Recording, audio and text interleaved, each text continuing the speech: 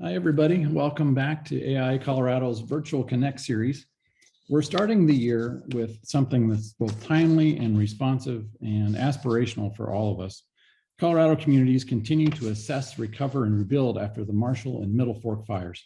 And AIA Colorado is bringing the second part in a series of panel discussions on disaster response with some distinguished experts and guests. As active members of our communities and architects, we can positively impact the disaster recovery process. Experts will discuss case studies and research to inform our efforts to support Boulder County, their residents, and the aftermath of the Marshall and Middle Fork fires. I encourage you to use your Q&A to ask questions, and if you have any comments, you can also use the chat. I'll be moderating the discussion, and we'll hope to leave room for questions at the end, which I'm sure you're going to have with these distinguished guests. We have submitted this for CES approval for HSW credit. The last one did receive that, and we have every expectation that this will as well. But that's not why you're here. You're here to hear what's going on and how we can help as a profession to build the best possible outcome for those affected by these fires. So I'm going to start introducing our panelists and leave it to them to share their expertise. First up is someone with a very direct perspective on this, local architect Andy Johnson. Welcome, Andy. Andy is the principal of DAJ Design. He's in Louisville, and he's dedicated to the pursuit of innovative, ecologically sensitive design solutions that are responsible to the environment. Andy focuses on green building, deep energy retrofits, passive solar design, and zero energy structures. And he is located right in the middle of Louisville, Colorado. Hi, Andy. Thanks for being here today.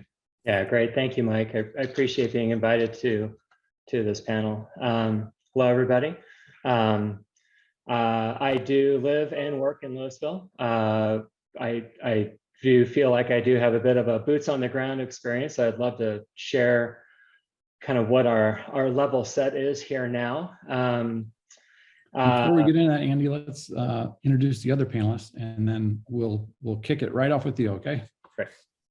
All right, next is, so we don't have to leave you on these blank screens with your pictures. No, stay up with your video, Andy. Next we have Curt Wilson. Hi, Curt. Curt is the principal architect of Wilson Architecture. It's good to see you again, my friend. Nice to see you. Thank you. Curt's a longtime AIA member, and he stepped into the role of AIA Oregon Executive Vice President and CEO in July of 2019. Led the architectural community's response to the 2020 Mackenzie fire that burned 173,000 acres. That year, over 1 million acres burned in Oregon, which is twice the 10-year average. His latest career move was to open a new firm during a pandemic, Wilson Architecture. Congratulations or regrets, whichever one is there. Thank you, Mike. And another good friend of ours, Rose Grant, AIA. Hi, Rose. Hi, Mike. Rose is an independent disaster mitigation, resilience, and hazards consultant. Rose's career has been all about improving performance, responding after disaster, and encouraging safety, efficiency, and resiliency in design. She's past chair of AIA's Disaster Assistance Committee and is on the front lines of responding to disasters nationwide. I've been on those lines a few times with her myself and can testify to that fact being true. Rose literally wrote the book on disaster assistance as a contributing author of the AIA Disaster Assistance Handbook. Glad to have you here too. Thank you, Mike. And then finally, another local perspective that we're really proud to have join us today, Lori Peak. Hi, Lori. Hi, Mike. Thanks for having me. Sure. For those who don't know, Lori is the director of the Natural Hazards Center, which is a resource that's here in Colorado for not just people here, but across the nation. She's a professor at the University of Colorado Boulder in the Department of Sociology. She's dedicated her career to studying vulnerable populations in disaster. She's authored Behind the Backlash, Muslim Americans After 9/11, co-editor of Displaced, Life in the Katrina Diaspora, and co-author of Children of Katrina and the Continuing Storm, Learning from Katrina. She's also helped develop and write school safety guidance for the United States, which resulted in the publication of FEMA P-1000, Safer, Stronger, Smarter, a guide to improving school natural hazard safety. And in the days when we used to have conferences, you actually hosted a national conference on natural hazards response at your school. So we're glad to have your perspective as well. Thanks, Lori. Okay, without further ado, let's get back to what Andy already gave us a taste of, which I'm sure many people are wondering, what else does he have to say about what's happening in his hometown and with your neighbors? So Andy, why don't you give us that perspective locally? Great, thanks, Mike. So, here, boots on the ground in Louisville, town of Superior and Boulder County. Primarily what was devastated during the Marshall Fire were kind of a monoculture of suburban style and built homes that are right around that 30-year-old mark. There were primarily just a few handful of production builders at that time that were building out this part of Boulder County. Now, some areas in Boulder County were done independently, and some of those homes are either quite a bit younger or quite a bit older. The three primary jurisdictions I just mentioned, Boulder County, Town of Superior, and City of Louisville, all are still trying to get their feet under them in terms of, dealing with the effects of being understaffed, all the issues that the building industry is experiencing prior to the fires, and quite amazingly have all been working pretty much 24/7. The issues that we're experiencing right now, as many of you could probably imagine, is the gap in insurance payout and construction costs. Obviously, construction costs have escalated by so much that it would almost be hard to be up to date with your homeowner's insurance policies. So the gap is probably the most sobering part of the discussion right now. And I think people are still, it's going to be weeks before people really get a little bit of gravity under them around that topic. There is a real high anxiety right now to hire building professionals, both architects and builders, making sure that they're on people's lists.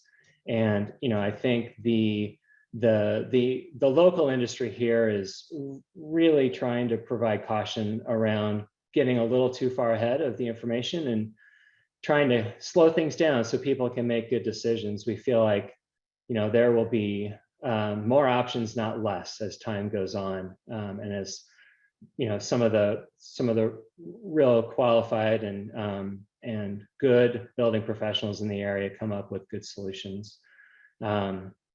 Concerns about upgraded building codes. So this is a very big topic in Louisville. We recently adopted in November the 2021 IECC code adoption with some amendments. Those amendments have caused some concern in terms of what it means for increased construction costs. Probably the biggest topic is the adopted net zero energy appendix that goes along with that code upgrade. So there are a lot of discussions about that. I don't know if there's a finalized decision from council yet in terms of how that'll get treated, but it is certainly on people's minds right now. We have a lot of well-intentioned folks in the area making individual efforts, and the biggest part of what is starting to coalesce are larger groups trying to make better, more informed decisions. The larger production builders are still struggling to find foot, but I think getting a little bit more informed about how they can take their model and adapt it to what is a little bit out of the box in terms of what they're used to dealing with, on their projects. And then, probably the biggest thing and hardest thing right now to overcome in the public is just the rumor mill of what is the construction cost of building homes these days? What do the codes mean? All of the topics that people who are not initiated in the building industry, tend to kind of be on the outside of. And so, there's a lot of education that needs to happen. So teams coming together, architects teaming up with architects, architects teaming up with builders, and vice versa, is so important. And there are a few of us in Louisville who are practicing architects. There are a lot of really good building professionals across the Front Range. who have there's a huge potential for some coalescing of that kind of energy to happen would be great. So anyway, thank you for having me. Obviously, I'll be around. Love to answer any questions if there are any specific of the area, but I appreciate the time. Yeah, it's our pleasure. We're going to benefit a lot from your participation today, and I'm duly noting the existence of the fire sprinkler or the fire extinguisher over your shoulder. So that was probably there before, though. So you're in your office. That's held up well. Your home, which is very close by, was also spared. But how are you holding up just as a business person? As you mentioned, there's just a handful of you folks there that are practicing architects. So you're probably known to the community as someone that has answers or should be engaged. It might be a little bit daunting, though. Indeed. Yeah, it is a bit overwhelming. Most of our work is in Louisville. As many, I'm sure, on this webinar were like us before the fires. We were very busy and at and above capacity. So coming up with some out-of-box solutions are tricky, but we're starting to find a little bit of footing with that.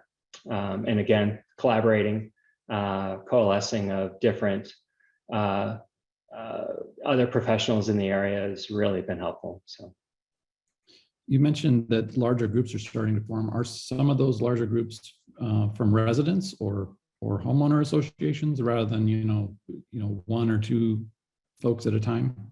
Yeah, primarily they are the different neighborhood groups. So some of them are HOAs, some of them are just neighborhood groups that don't have HOAs. Louisville, for those who may not know this town, and I would put town of Superior very much into this category. We are very much a community-minded city, and so that is generally the appeal of living here. And so we find a lot of strength in working together. And I think over the years, we've really learned how to do this. Obviously we went through the floods years ago. And, Louisville has had a really strong history of coming together. So it is mostly a community effort, Mike.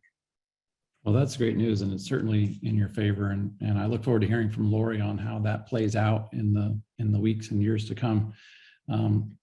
Sadly, though, you're not the first to experience these things, so we'll do our best to learn from others. And on that note, we can hear from Curt, who's had experience on both sides of this. You've seen it as a practitioner and also as an AIA chapter, to have the perspective of what's the appropriate response and what do people need from either the organization or individual firms.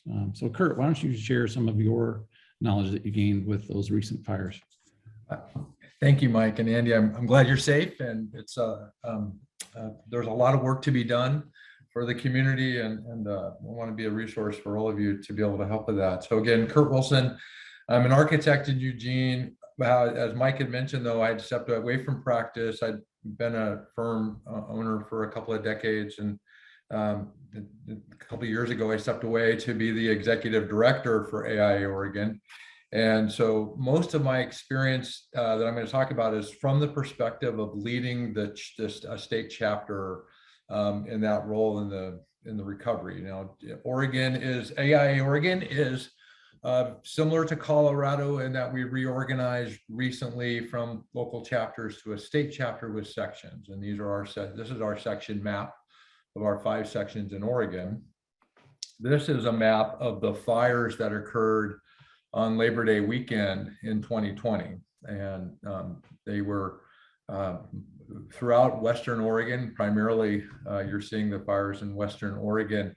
The Wednesday morning after Labor Day, if I recall, 25% of the state population lived within an area that was under an evacuation warning of some level.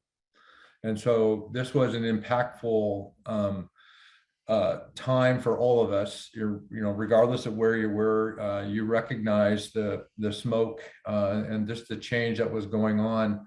And it impacted just simply everybody, but obviously it impacted some people very significantly.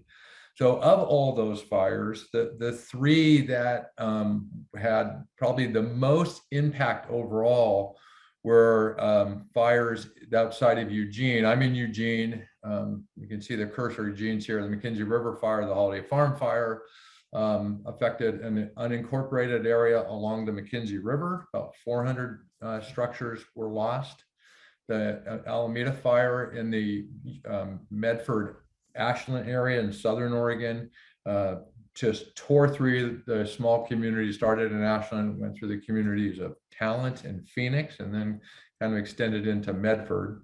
And then the Beachy Creek fire in the Salem area. So our fires, in fact, were impacted. Almost every section in our from our chapter were impacted, and our local governments, our counties. We had multiple counties impacted. In the Alameda fire, we had 4 different city jurisdictions that were involved in recovery, plus the county that they're in. So it was comprehensive and really challenged all of our structures. And on top of this, it was September of 2020. We were all in a working from home mode and wearing masks and not vaccinated. It was a challenging time for all of us, and it still is. And but how we recover, it was quite overwhelming.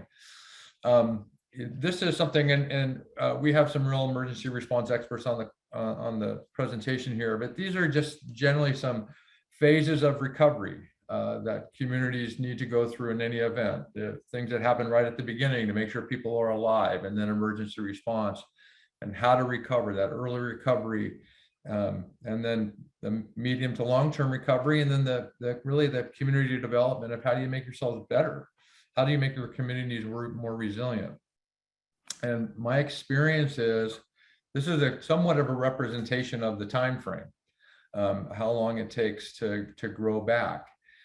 For instance, I mentioned about 400 homes in the Holiday Farm fire were destroyed. At last count I had heard, and granted, this is almost 16 months since the fire, 28 are under construction. And, this is in my mind, and from what I've seen and what I've heard, medium to long-term recovery is measured in years, not months. And, it takes a long time. You have to play the long game in a lot of what we do.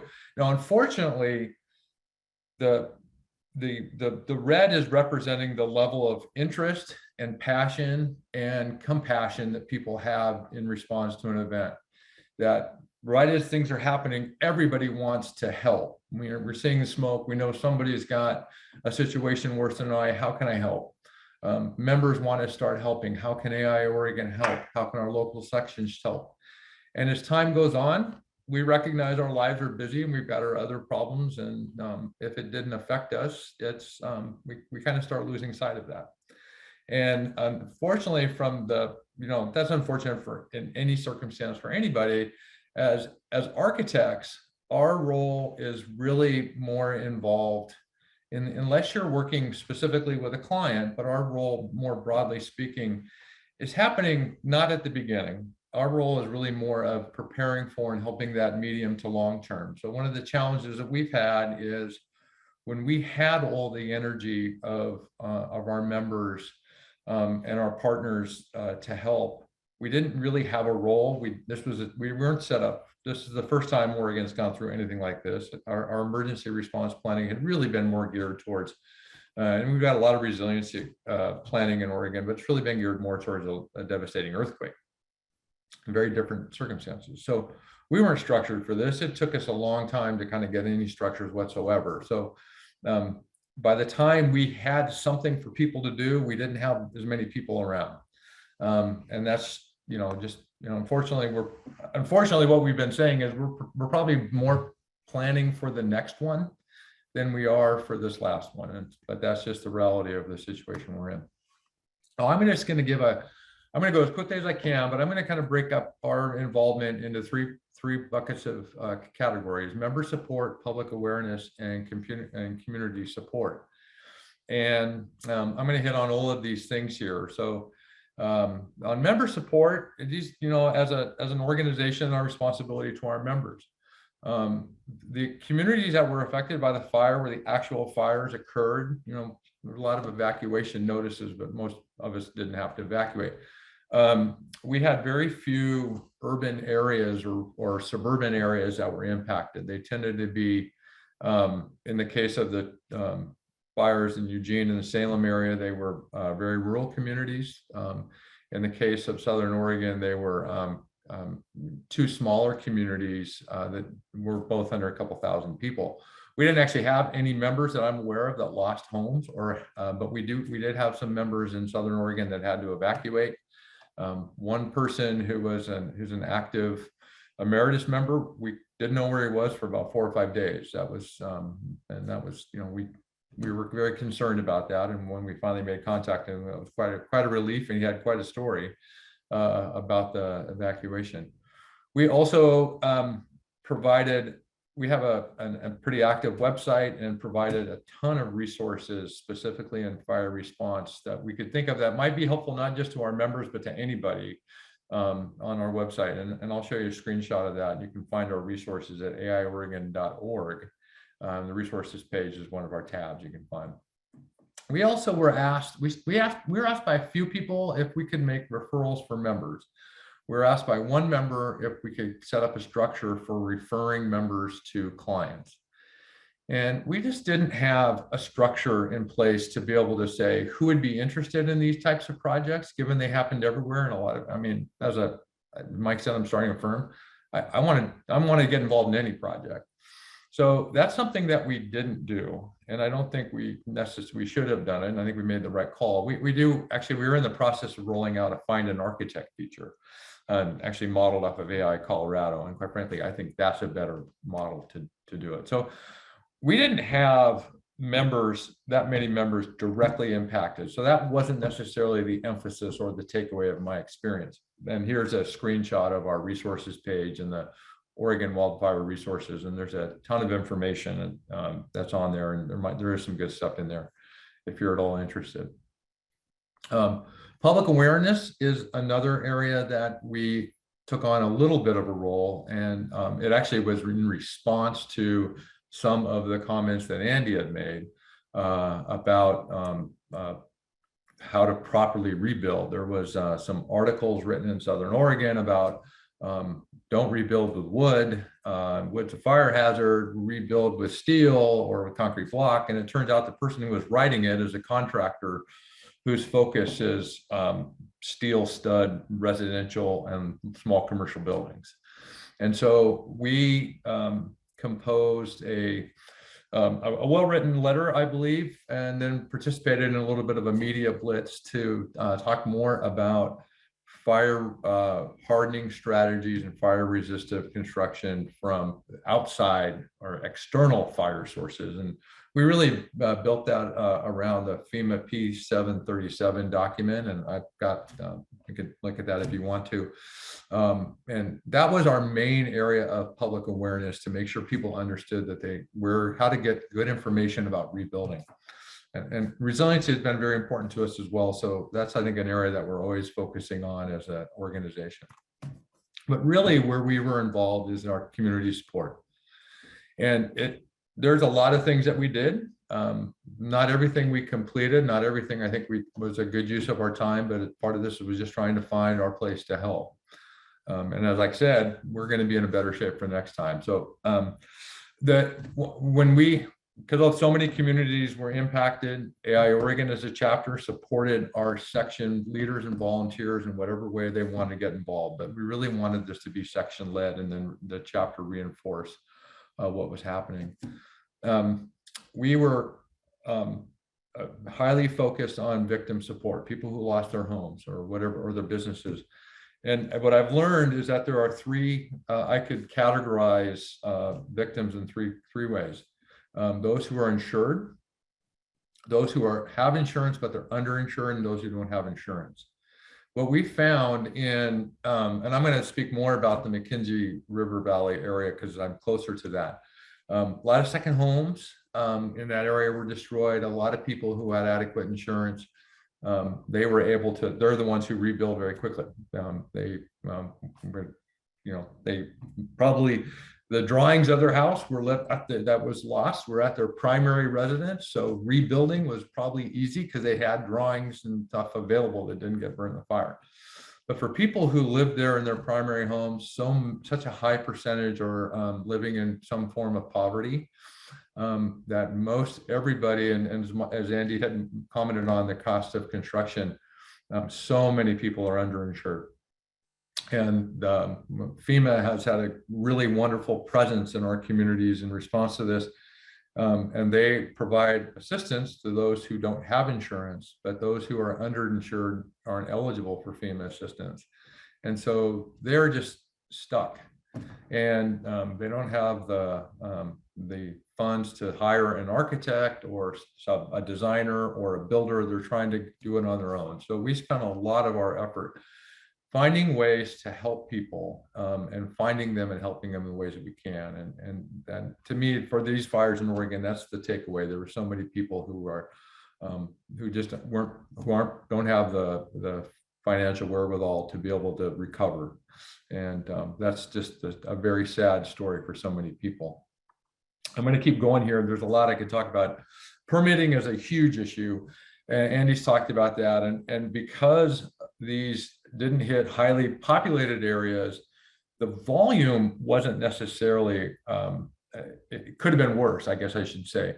But it was just difficult to access the building departments because of work from home provisions and things like that. So that was the first 6 months was just terribly disorganized in terms of the permitting process. Oregon's got some fairly statewide and fairly established land use planning goals that were put in place in the mid 1970s. Most of the homes that were destroyed predate that.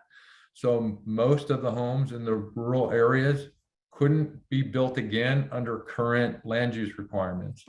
And that's been a real challenge. And the legislature has been relatively proactive about that, but that's been just made it very difficult for people to rebuild. And then unfortunately, and we got so many building departments involved in this, their processes have really hurt them. Whether it's not being set up for digital submissions, having just layers of procedure to submit for permit has just been a real problem, and helping navigate that process has been a priority as well. We've also really tried to find ways that we could help get involved with access to design resources. So house plan libraries are popping up, and there's some opportunities to help coordinate house plan libraries so that issues of liability protection and other things for designers are taken care of. Access to those documents, whether they're paying for it or whether they're given to them. House designs that are readily adaptable to multiple sites. There's a lot of issues there, and a lot of them still need to get worked out. But to me, this is a broader issue that transcends state borders as well. And then design assistance and how to help people who couldn't hire an architect or designer and were going to go forward with a build themselves strategy. Can they do a scalable drawing to get a permit? Can we help with that? So those are some areas that we spent some time with. And last two, I'm going to go just agency coordination. So many agencies were involved in this: local, county, state, federal agencies. We really relied heavily on our legislative affairs committee, which I had chaired for 20 years, and our lobbyists to really build relationships and help be, as architects, people see us as problem solvers. And we were invited to so many things that you wouldn't necessarily think an architect would be involved in, because we were seen as someone who could help find solutions. And I think that was a real resource that we still participate in. And then long-term recovery efforts and building back better, and how communities can be more resilient in response to this are something that's an ongoing long-term conversation. but I'm going to pretty brief in all of those items, but I'm going to stop sharing and I'm going to turn it over, and hopefully we'll have time for questions at the end. So thank you very much. Thanks, Curt. Really appreciate that. And you know, the thing that struck me was just what a long ball game this is going to be. I mean, this is a marathon and not a sprint, even though everybody's energy is really geared up at the beginning. And it speaks to Andy's point that, you know, more options will be available later than there are now if we just stick with it. And that whole 400 homes destroyed and 28 under construction, you know, even, you know, now over a year plus, year and a half later. So we got a long road ahead of us, and you know, don't think that it's over anytime soon. That's good news, bad news though, right? You know, it also changes the face of a community. A lot of people aren't coming back in those areas, and they're going to be something different moving forward. And that's hopefully there'll be some planning help will help them make some decisions about who they're going to be as a community. But that's a real tough situation as well for them. Yeah. And I don't think that's the case in Louisville and Superior and unincorporated Boulder County. These are folks that, you know, they are rooted and their kids are in schools and they've got family support structures nearby. So I could be wrong, Andy, but that definitely seems to be the case, that they are not people that are looking for the next train out of town. Yeah, very true. Yeah, very rooted community. Most people move here for the schools, so you know, those with kids are that's one of the challenges. The school system's been great, but it's part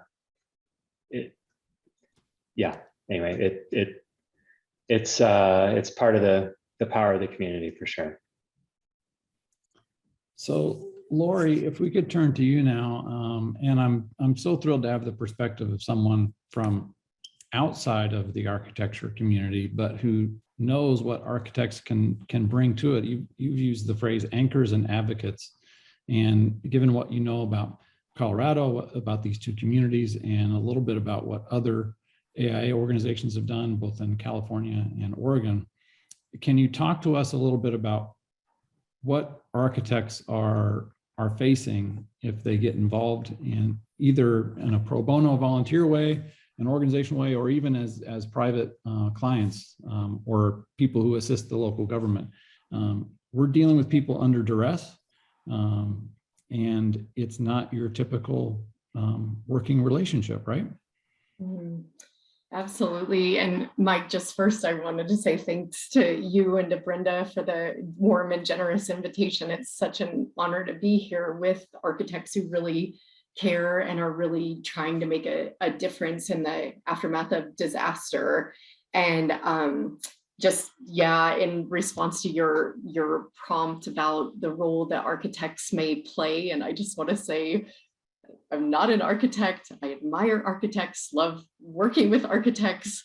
And so my remarks are really rooted as a sociologist who for over 20 years, I've really spent my entire career studying disaster affected people and oftentimes focusing on the most vulnerable segments of our society. And so really in response to your question, I really sort of brought to this conversation 3 key points that I wanted to bring into the conversation based on that research in many disaster affected communities across the United States and internationally.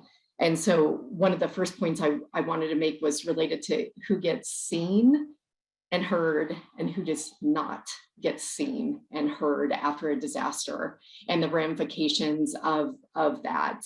The second point I wanted to make was related to the unintended consequences and what can happen when those voices aren't seen and heard. And then the third point, we're already hearing this theme throughout this webinar and the one that you hosted previously on the fires related to how long recovery can take. And so I'll just sort of go through each of those points quickly and see which maybe resonates, Mike. So with the first one about who gets seen and heard and who doesn't. Here, I'm actually going to draw on a story from some post-disaster research that I had an opportunity to engage in Christchurch after the earthquakes. I was actually one of a very small number of social scientists who had the opportunity to travel with a very large team of engineers after that earthquake as part of the Earthquake Engineering Research Institute reconnaissance. And the social scientists, we were really focusing, among other things, on who were the most vulnerable people and what had happened in the disaster. And one of the things we learned in Christchurch was that of the 5 women's refuge houses that were there for victims of domestic violence and their children, or of family violence, that 4 of the 5 of those refuges were destroyed in the earthquake. The 5th one was badly damaged. So 4 of the 5 were destroyed. The 5th was badly damaged. But after that disaster, as we oftentimes see, there was a 53% increase in reported domestic violence cases 2 months after the disaster. And nearly a year later, domestic violence was still about 30% above those early rates. And so one of the things, because we were looking at that connection between the human and the built environment, one of the things that we really learned was that private companies, they had connections to engineers and architects. They had those pre-existing relationships. The leaders of the women's refuges, they did not have those relationships. They didn't even know where to begin when it came to damage assessments. And then when they started to learn about the need for damage assessments, there were all of these additional layers of special need, right? That we don't publish the addresses of where women's refuges are, for obvious reasons, that can't be in the public domain. And so then there were these questions about predominantly male engineers. Could they come in and do the damage assessments? And what would that mean for the already traumatized people who were in those refuges? And so that's sort of that first point about who gets seen, who gets heard, who gets services, who gets access to the expertise that you all hold, and how can we make sure that the most vulnerable segments of our community, that they are recognized, that they are heard, that they are involved. And so that's sort of point 1. The second point I wanted to make was what happens when those voices are missing. And here, the story I want to tell about this is related to another population group, children, that I've spent a lot of time studying. And so after the Joplin tornado, a team of social scientists, we went there several years after the tornado, and we actually did a lot of participatory research with children and teenagers in Joplin to learn about their recovery needs. And one of the first things that we learned, well, Joplin, rightfully so, is oftentimes held up as a model of success in terms of recovery. When you started talking to children and youth, one of the things that they said was, of course, how grateful they were that the schools were rebuilt and reopened so quickly. But then when we started to ask them about their involvement in the recovery process, they were almost never involved. So children make up 25%, nearly 25% of our population in the United States, but rarely are they ever engaged in adult-centric spaces, in policy discussions, in recovery meetings, and so forth. And so when we asked the children and youth, what was it that you wish would have been rebuilt, and how should it have been rebuilt to meet your needs?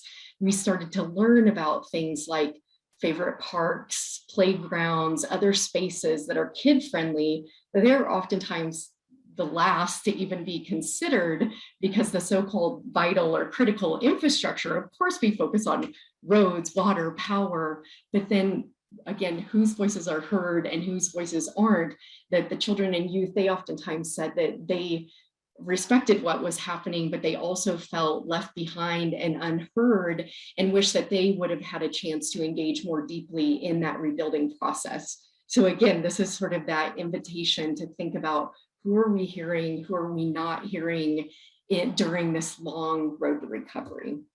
And then third, that is my last point, that again, Andy and Curt have just so beautifully already brought into the conversation and have really shown us just how long recovery takes after a disaster. And the additional element that I want to add to that is also related to the complicated ways that trauma can unfold after a disaster. And so historically, sort of that model was oftentimes kind of the disaster strikes, the emotional trauma sets in, and then people recover as if it's sort of a linear process. But the thing that we've learned in some of the most catastrophic and devastating disasters is that trauma doesn't necessarily follow a straight line like that, where the devastation occurs, there's a drop off, and then people just all recover at sort of the same rate. One of the things that we know is that not everyone recovers after a disaster, that sometimes 10 to 20% of our population, depending on how severe the disaster is, may experience long-term trauma after the disaster. So really knowing that particular segments of the community really may have a very long struggle.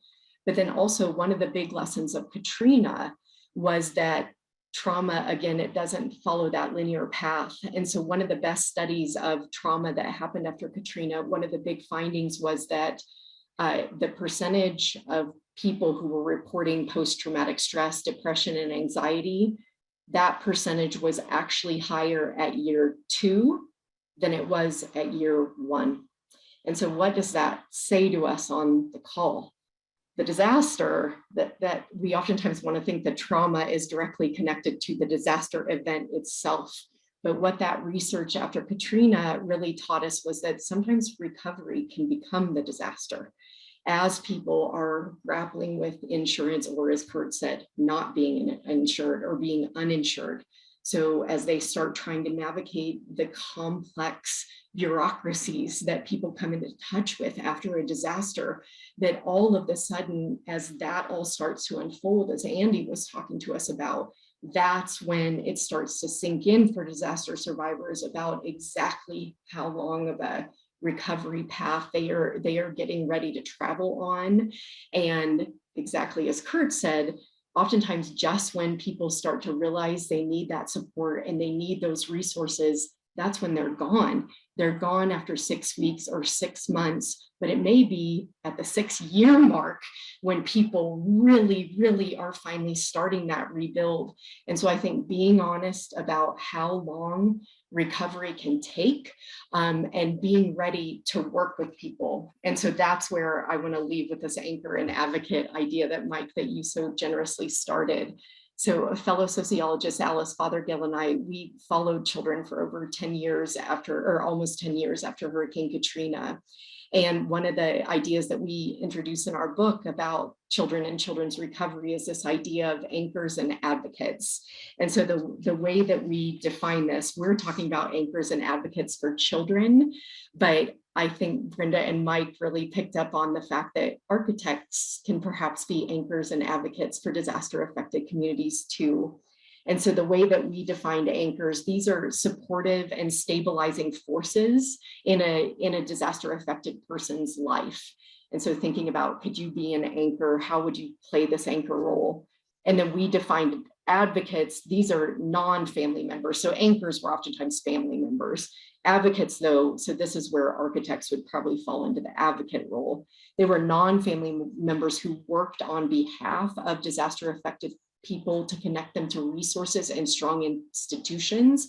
And these advocates, they oftentimes stayed in children and families' lives for not just weeks or months after the disaster, but for years after the disaster. And so I think, again, picking up on this thread of just how long this recovery is going to take, and really thinking about, as architects, what is the role that you may want to play, be able to play in the aftermath of this disaster, because we sure do know there is going to be a long-term need. So again, thank you for having me today and for inviting me to share a few thoughts on this. Thank you.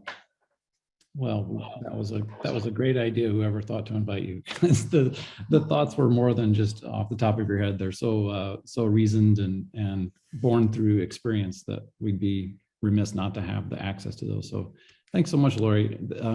My brain's just spinning here about, the prompts you had about who gets seen and who does not. And it comes to mind that this is not unfamiliar territory for architects, because we see this oftentimes in community development and urban infrastructure debates, where resources get allocated, who is asked how they want to see their community change. We're getting smarter about that, but there's still a long way to go. And the people who are making those decisions often weren't the people who lived there. So there's some parallel lessons to take from our experience in urban development and community infrastructure into what's happening in post-disaster situations. And then I love that the connection was made. However, unfortunately, through the measurement of increased incidence of domestic violence to the lack of a stable built environment. I mean, we would like to believe that as people who are in that business, that it's not only shelter, but it helps you thrive and have a good quality of life. But man, if you take that away, it introduces all kinds of stressors that weren't there before. So I really appreciate you may not have made that connection for us, but that's the connection I'm drawing, is that the work that our members do is vitally important, not just in this circumstance, but across the board. And then it's not linear. That's like saying that the cycle of grief means once you go through your anger phase, you can't be angry about that ever again. I mean, it is episodic, and people have a lot of emotions that they're dealing with, and it's a long journey. I really appreciate too that consistency is the key, and your work with children reminds me of, the ACEs, adverse childhood experiences. It's a little bit different, but the parallel here is that a lot of the struggles that children who have these experiences face can be mitigated by the consistent presence of a caring adult. So what is the consistent presence of an architect, anchor, and advocate going to look like as we go forward here? Mike, just thank you. That was a beautiful synopsis of all of that. And I'll just pick up on one of the points quickly, because I know we're going to turn to the wonderful Rose grant next. But I was just going to say, pick up on that point between the connection between the built environment and the human environment. And I have to say, as somebody trained as a sociologist, what do I see when I look out at the world? I see people, and I think about people. But it wasn't until having that opportunity in 2011 to travel with those engineers who they're looking out and they're thinking about the built environment, and really having that opportunity to be in the field together and bring our expertise together, and to think about those interconnections and how one influences the other in such profound ways, that really it was just so important, and those connections were so important. So again, I just so much respect to AIA and the people that you bring together who are doing this work and really thinking about those complex intersections, and how when we think carefully about this, we actually can help people to recover and to thrive in new and different kinds of ways. But it takes this kind of intentionality and thoughtful care. Thank you. Thanks, Lori. That was great. Now, Rose, let's level up a bit and kind of step away. So everything you've heard up till now is also informed by your experience across the nation, leading a community of architects who come from a variety of types of hazards that they deal with, a number of different states and expertise. So what are some national lessons learned or resources and best practices that we can layer in here? Thank you, Mike. So I'm going to talk about the AIA Disaster Assistance Program and the things that we have been taking on over 20 years. When I listened to the presenters today and the ones that you had 2 weeks ago, what really struck me was when I came into disaster preparedness 30 years ago, there weren't a lot of ways to connect with people that had had similar experiences that we could learn from them and we could share. And so the AIA has been very good about doing that through our disaster assistance program. As a national association, we adopted a statement on resilience and adaptation. And one of the things that we talk about is the destructive forces from nature and human-caused hazards. We have a code of ethics that says members should render public interest professional services, including pro bono services, after disasters and emergencies. And I think this really speaks to the fact that, again, we have these connections, we have folks that have experienced this and now are sharing what they've learned. So the Disaster Assistance Committee came up with this diagram, and it's fairly common. It's not something where you can place yourself at one a specific location, like we were talking about, where we were talking about anger, where just because you're past that in the grief cycle doesn't mean you can't revisit it. So, but we had to start somewhere. So we say, okay, the disaster occurs. Right now in Colorado, you're in the response phase. But as we heard from Curt about Oregon, the recovery phase has taken a long period of time. So we've got the response phase, the recovery phase, a phase that we call mitigation, and a phase that we call preparedness. These things can all be happening actually contemporaneously. So while we have people responding, we also have people thinking about what comes next. How do we prepare for the recovery phase? How do we start those conversations? When we go into mitigation, again, during recovery, we're talking about that. We're talking about the adequacy of the current building codes. Are there any incentive retrofit programs for the homes that are businesses that have survived, but could benefit from now the knowledge and changes in the community? And then, of course, the preparedness. Those folks that are in adjacent communities who have heard about the disaster now are more engaged. There's, especially during that red phase that we saw, where there's a lot of interest, that's the time when you want to talk to them about what they can be doing before the disaster occurs so that they're more resilient going down the line. So the one, if I could only talk about one tool that we have, it's the Disaster Assistance Handbook. The 4th edition just came out in September. It's an absolutely free download. I believe the link, yes, is in the chat for everyone. It goes through an assessment of hazards and vulnerability. It goes through how you can reduce and mitigate risk. It talks about emergency preparedness. It talks about disaster response. So the disaster response is the training that we give to architects to go out and do those assessments afterwards. It talks about recovery. So this is not just something that's a one spot on that cycle, but it addresses all of them. And with this latest handbook, we have included, unfortunately, a lot of case studies. The first edition, we didn't have a lot of case studies, but as we move forward, there have been more and more disasters, which is unfortunate for the folks that are impacted, but it also gives us an opportunity to collect lessons learned. And then there's a whole section on resources.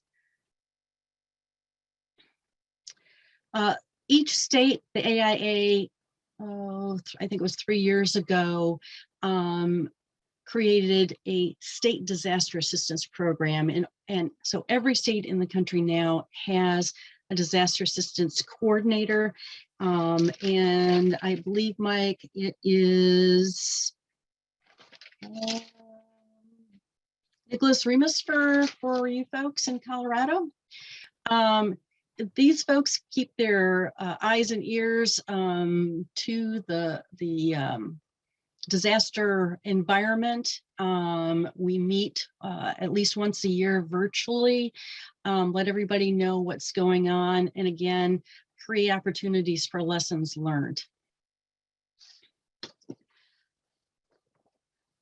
So when a disaster occurs, normally it's a city or a county, as we have with Boulder, where there is a response. And one of the things, and Lori has heard this a million times, all disasters are local.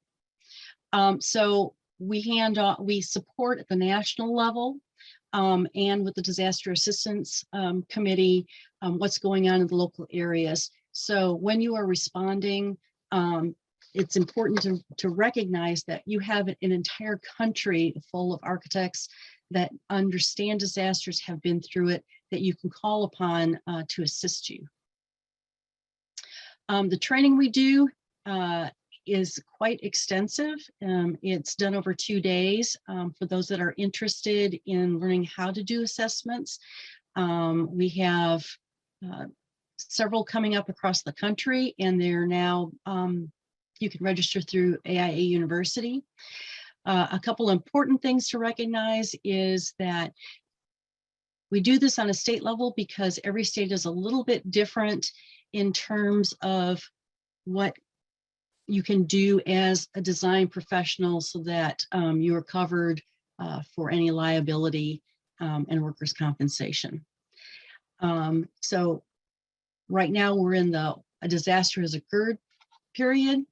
And this kind of outlines what's going on. But what I want everybody to see right here in this photograph, I don't know if you can see my cursor, but there's Mike out on one of our tornado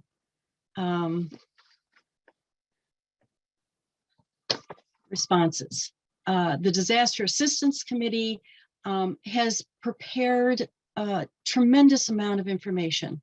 On the AIA website, we have different documents that can be downloaded.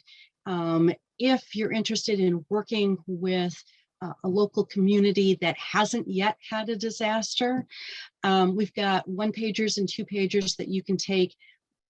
Again, we want to try to get the news out that we offer assistance pro bono after disaster, whether it's doing assessments or coming in and doing a variety of different things that we heard of before, one-on-ones with architects,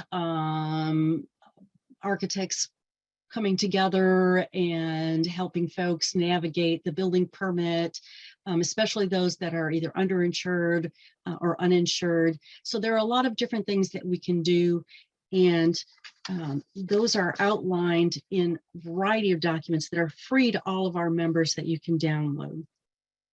And all of that information exists on a AIA base camp site at National. So anyone that is interested in helping and extending that red time period that we saw on the graphic, so that it's not just at the very beginning, but is across the entire spectrum, please contact National and we can connect you so that you can become involved in hazard mitigation. Thanks, Rose. I know from past experience, this is an active and vital network of your colleagues from around the country, and they respond very quickly, even on their listserv, to any question that comes up or any effect. Sometimes even before it's asked for, they will say, here's this resource, here's that resource, and don't forget about this. So it's a really good group of caring and qualified people. So thanks for helping bolster that over the years, Rose. Oh, you're absolutely welcome. And just the last thing I want to leave everyone with is, there's a lot of experience out there. It may be your first disaster, but it is not somebody else's first disaster. Yeah.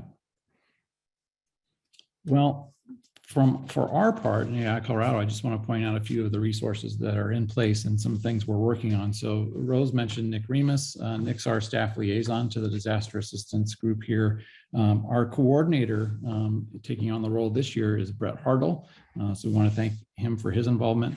And of course, Curt mentioned the role of sections and how all these are local. So Scott Rodwin is your section director for North. He's with Rodwin Architecture in Boulder. He's a great resource to reach out to as well. And then we've had a survey go out. I'll ask if we can maybe put that in the chat before we go. Of volunteer interest. After our first session, we had a really good, we were still in the red zone. So we had people fill it out even during the seminar itself and in the few days after the fact. So we're still taking input on those for people where you might want to be interested in helping and how we can plug you in. So you'll see that just dropped in the chat. Thanks, Brenda. And our board will be talking about, okay, what do we do about it? We've got people who've said, yes, I'd like to help. what capacity can we do? Because the last thing you want to do is overpromise and underdeliver. So we're going to be looking at that. Are there any questions or comments? I also want to thank Charles before we get to any questions or comments and wrap up for his providing of a resource. And as another thing that Curt mentioned with Oregon, we have a resources page on our website that's been built with some purpose specific and episode specific to these fires resources for members to engage in. And we have always had, not always, I'm sure there was a time we didn't, but we've for a long time had a firm finder that's searchable a variety of ways for potential clients by project type, by location, you name it. So that's something that we're seeing some more hits on lately, and we're going to keep making sure that that stays up and active. Any questions or comments before we sign off?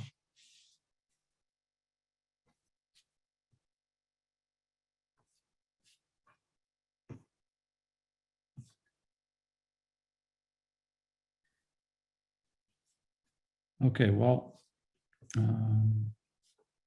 we are probably not getting some because we're at our time, but I just want to thank everybody for sharing what you have to share today. I do see in the chat someone who lives in Superior. Just want to say thank you. That's from Casey Johnson.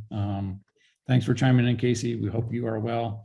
But really some great insight shared today from a variety of perspectives. And I think that's what is a strength, is we have not only the past experience, but the perspectives that are each a little bit different that inform a more holistic response. So before we go, the most important voice here, of course, is those who are closest to those affected. So Andy, I'm going to let you take us out here as I thank everybody for their participation, and especially here, just your reactions to all this. I mean, you're probably inundated with this stuff all day long, but here you are among friends and fellow colleagues and supporters, even from outside the organization. We hope it's been helpful to you and that you can translate that to some other folks as well. Absolutely. Yeah, I felt well supported by the efforts of city staff, who I really can't say enough about. And I have a whole number of pages of notes that I've taken and have reached out to some of you individually, and really look forward to connecting more. I do think that Lori's comments about the well-being of the community is what's most important. I do think that we as architects can help kind of bridge that gap between the emotional and the physical. And so, you know, I think carrying that forward will be, you know, a really important part of our rebuilding and healing process. So thank you again for letting me be a part of this, and for all the really, really great information that everybody shared today. So thank you. Thank you, Andy, and Rose, Curt, Lori. Great insights shared. And if we ever wondered if architects' work isn't important, or if the public really cares about what we bring to the table, this is a reminder that yes, it is. Your calling has a purpose, and it's never been more important than when we're dealing with groups that need us right now more than anything. So thanks for that reminder, even though it comes from an unfortunate set of circumstances. We'll rise to the occasion and help people get through these next couple of years and come back stronger. Thanks, everybody. We're glad you could join us. Have a great rest of the week.